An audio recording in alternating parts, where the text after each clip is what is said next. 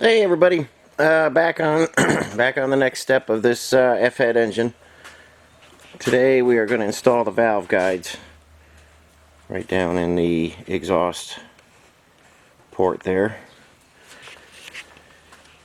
So we need to get those in and set them at the right height, and the correct height is from your deck surface 1 inch down to the top of the guide. And we've got our driver tool that I made. That's a big hunk of S7 steel. A little pilot on there to get in the guide. From here to here is just over 1 inch. I've got our depth mic set, and that's 1 inch, right around 1 inch plus 5 thousandths, because we still have to deck this, and I want it to be at 1 inch even after we deck it. We have our reamer. We've got our new exhaust valves in there. There's a hammer I like to use to drive them in. I like to use a heavy hammer and tap them in. The block right now is at room temperature. You don't have to go crazy heating the block up. I have the valve guides in the freezer overnight.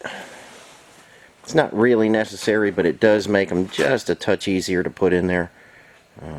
And if you have the block regular room temperature, that's plenty. So I'm going to get set up and try and get a camera shot of you so you can see the guide going in. And then once they're in, we'll measure the valves, we'll ream it, and I'll show you the process for how to put the guides in. So hang in there, I'll get set up, and we'll go for it. Okay guys, here's the valve guide. You got the tapered end, goes up. I just took that out of the freezer. We're going to start that in the bore. You can see how that registers inside there. And I like to use a heavy hammer to drive these in.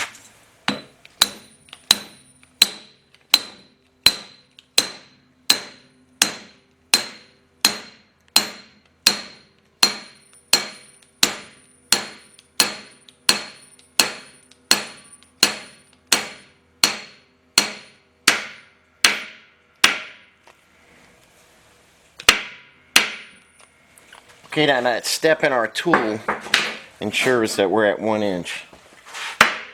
But I always like to take the depth mic and go down in there and check it.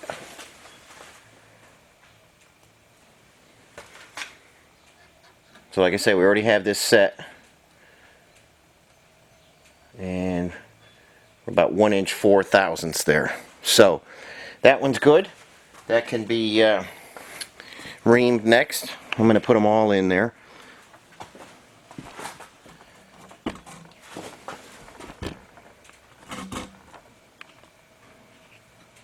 So we'll hit that end one next. I'll go grab a guide out of the freezer and I'll knock another one in just to show you what it takes to put one of those in there. Maybe I'll zoom out here so you can see the whole process.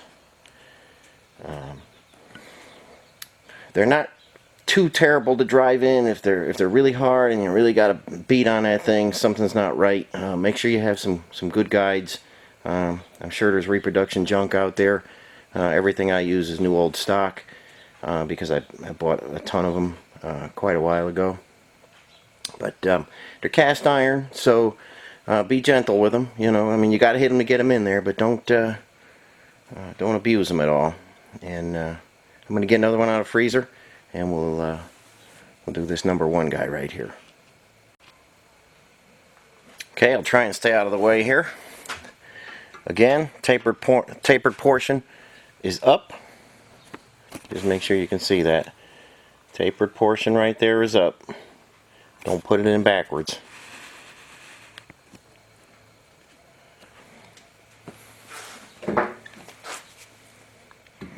We've got our tool nice and solid.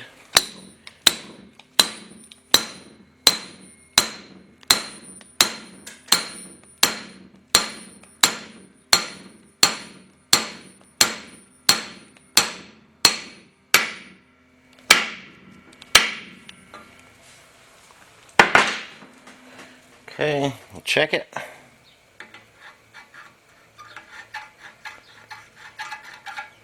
Perfect.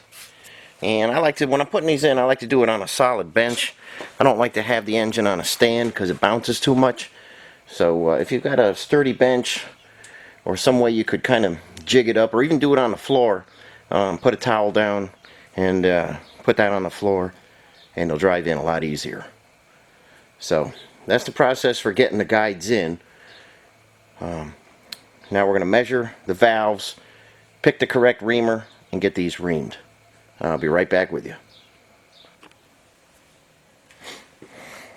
Okay, these are new exhaust valves. They're sealed power, some old stock. And we're going to measure this.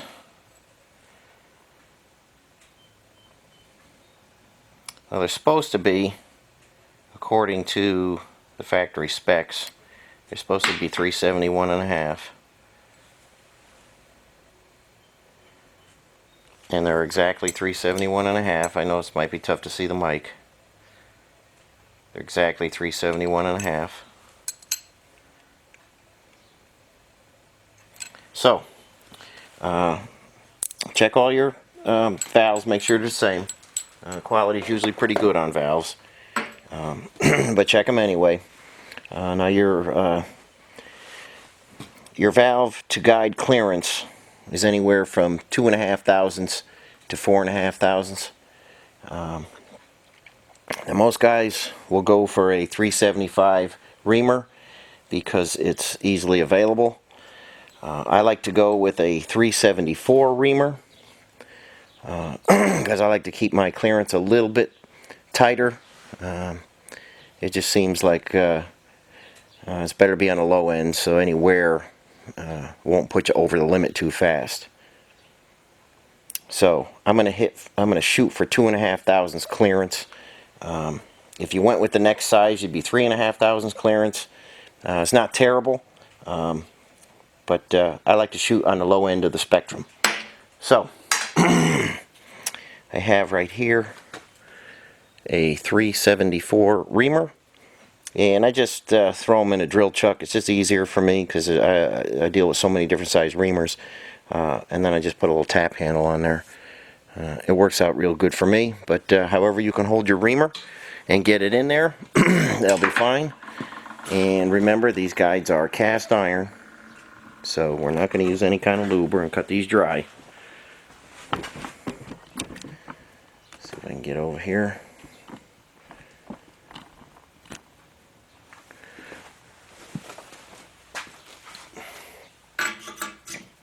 Okay, so there's the valve, and it gets stuck right there. And I get a lot of questions from guys who put their own guides in, and it's amazing they can get that far and not realize they have to ream them. So guys will call me up and they'll wonder why they have to hammer their valves in. The guide is going to compress a little bit, so that will not go down. It won't operate. Your engine will not operate if you don't ream the guides. So take your time, get them reamed correctly. We're just going to start that 374 reamer in there.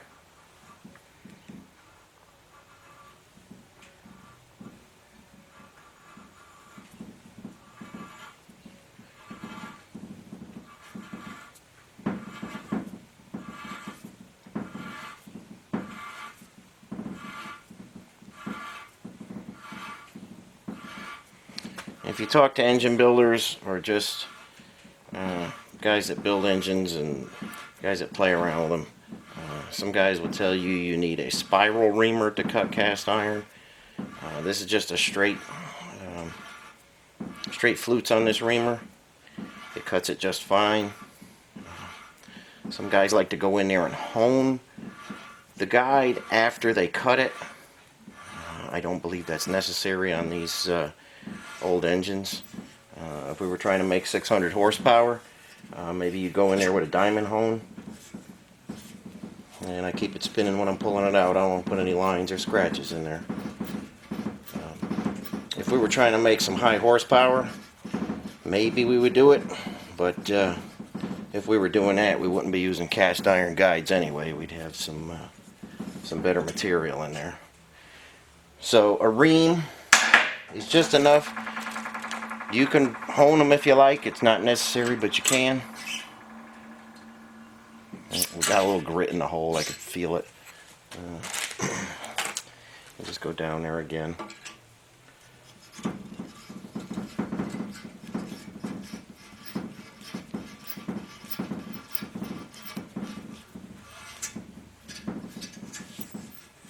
Got a weird spot in there.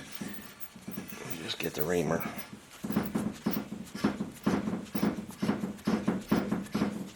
Get the reamer out and try it again.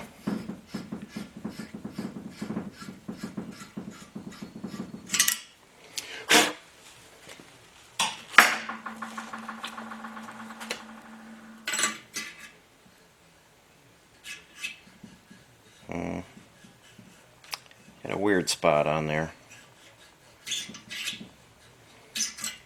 Try that one. I did it already. Okay.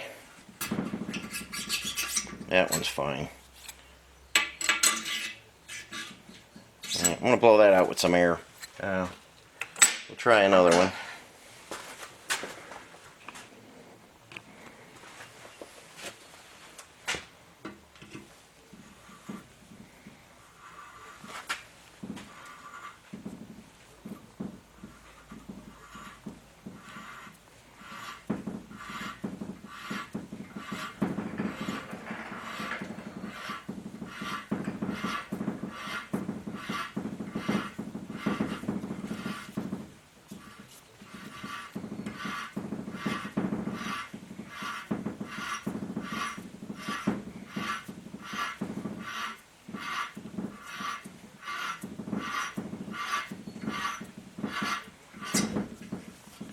Okay, there we are with that one.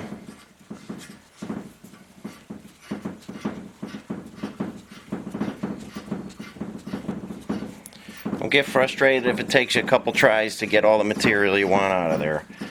Don't just reach for a 375. It's gonna make a big ream, and you'll have more slop than you want. So just take your time with the 374.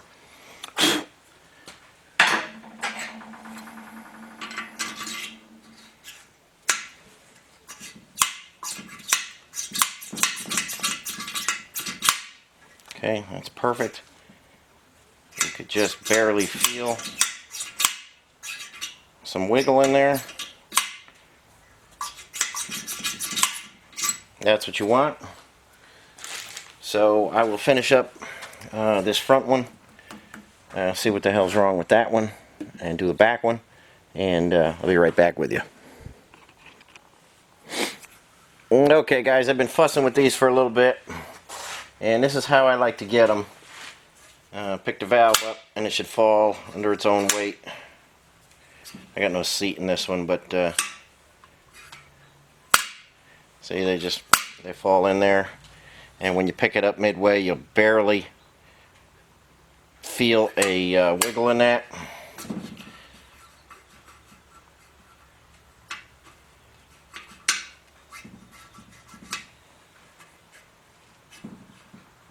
So those are in there now. Still, now that I have the guide in there, I can put a pilot in there, and I can get the valve seat cut.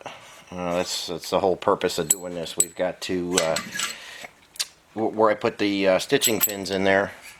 Got to machine that, and then we have to dress all the seats. This is going to be a fresh new seat, and we're going to tune up these seats that are in there. There's plenty of meat left on them. We could easily get those put into shape, and I'm going to use the cutters on that. I'm not going to use the valve grinding machine on these. I'm going to use the actual New Way cutters on this, and I will show you how those operate. And I think we'll be ready to deck it after we get these seats taken care of. So this block's been a little bit of a pain, but I just want to show you it doesn't really matter where the crack is. You can address it and you can fix it. Hope some of you guys with those L heads take the time to fix your block or look into fixing it rather than get one of those Chinese ones. Like I say, I've heard too many horror stories about those. I know they promote them real good and everybody's buying them, but I know too many guys that have been bit by those. The machine work is terrible. But you know, I haven't used one myself. I can't see spending the money on one to even test it. But the guys that have gotten them, horrible reviews on those. So do what you can to save your block, and you'll be much happier in the long run. And if you need any help with that, just contact me, and I'll try and help you through that. So I've got to put some tools away and get some new tools out, and I will be back with you in just a little bit.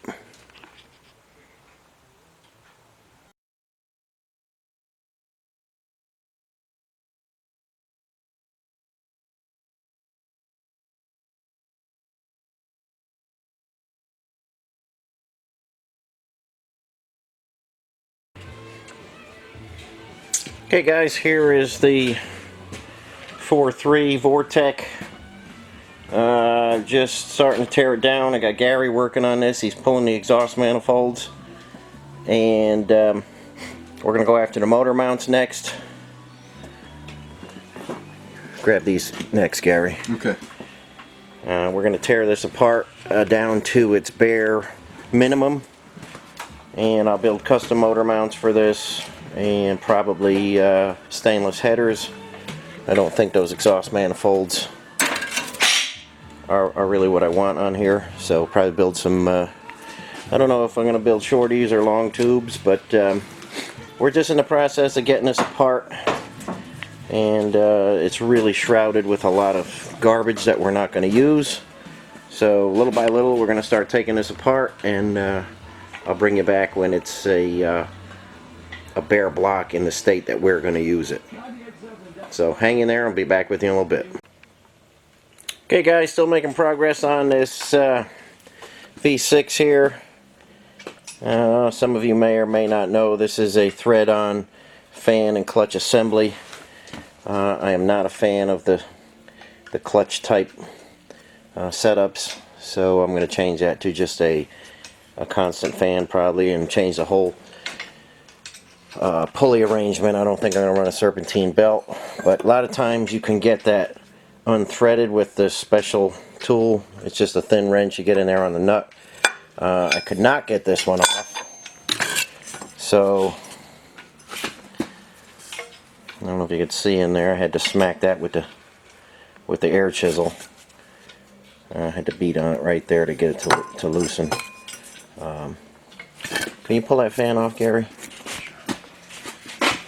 I'm just going to show you guys how this fan works.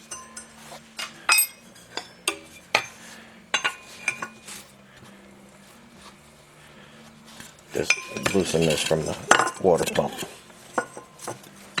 Go ahead.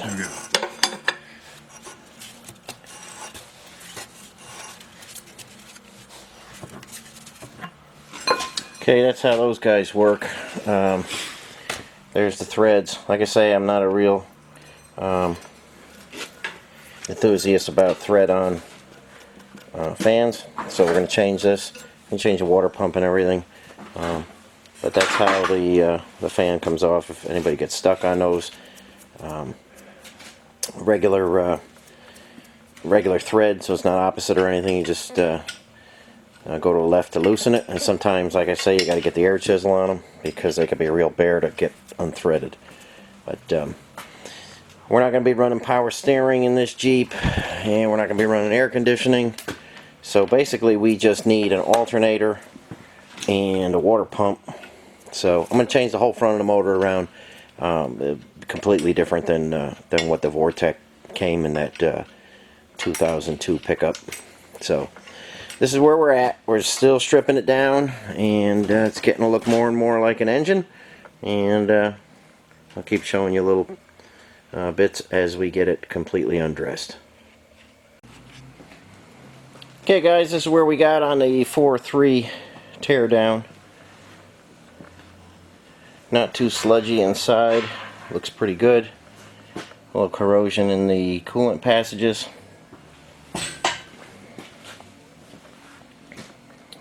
But overall, pretty pleased the way it came apart. So I've got another little job coming in tomorrow, and we're going to try and get this out of the way a little bit. I got the lift area cleaned up. I got my buddy Mike coming in, and he's got a newer Jeep with a brakes disaster. So we're doing rotors, calipers, all that stuff. But excuse me. This is where we're at here, so keep following along and I will show you the disassembly, reassembly, and eventually the startup. Okay, thanks for watching. Catch you on the next one.